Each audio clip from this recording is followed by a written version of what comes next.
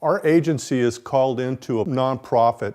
We're in there talking to the CEO of the company. It seems that they've been losing money through their accounting department in the tune of about $100,000.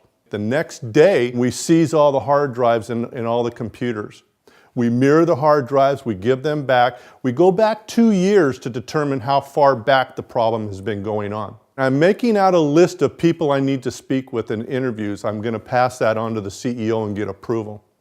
While I'm sitting at my desk, I get a phone call from one of the accountants. She wants to talk to me off-site, away from everybody in the office, in a private setting. So I had agreed the next day to meet with her at a coffee shop near her house. As I walk through the door, I spot her, and she's wearing very nice clothing, nice fingernails.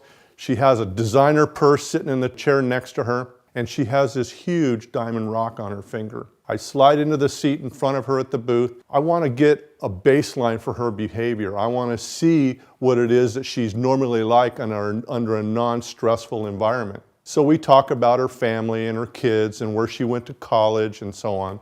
I started asking her questions more about the processes, the things that she does on her accounts every single day.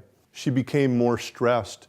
She was not feeling comfortable about the conversation being directed specifically at her. And during that process, I decided to ratchet it up just a little bit by asking her how to explain or describe the processes that she goes through from the middle to the beginning in reverse. It's a difficult thing for somebody who's being deceptive to tell a story of what they did from the middle or the end to the beginning in reverse.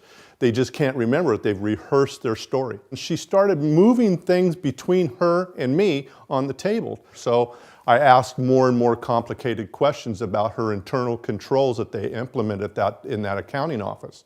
As those questions got more complicated and more difficult and more focused on her, her blink rate increased, and she was talking to me through closed eyes. She's trying to think of the answers before she actually responds, very slow and very deliberate.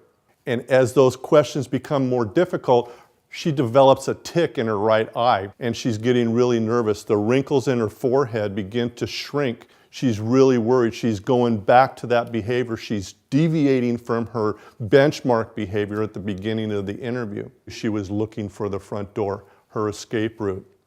So I backed off a little bit. Then I increased again, and I could see her behaviors fluctuating. That tells me that she's being deceptive. I cannot tell what she's lying about, only that she's nervous or she's omitting or she's not telling us the truth. I have enough information for that particular case. I know where to go. She needs to be the focus of our investigation. She was able to tell me, based upon her norms, that she was involved.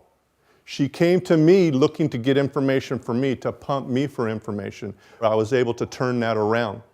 Now it was information from her. After 38 years of law enforcement and investigations in public and private sector, I can teach you how to pay attention and watch for the clues and the tells that will help you become better at your business, more effective in your law firm, and more effective in your jury selection. I'm Don Hunting, Chief Lie Detector for Hunting Investigations.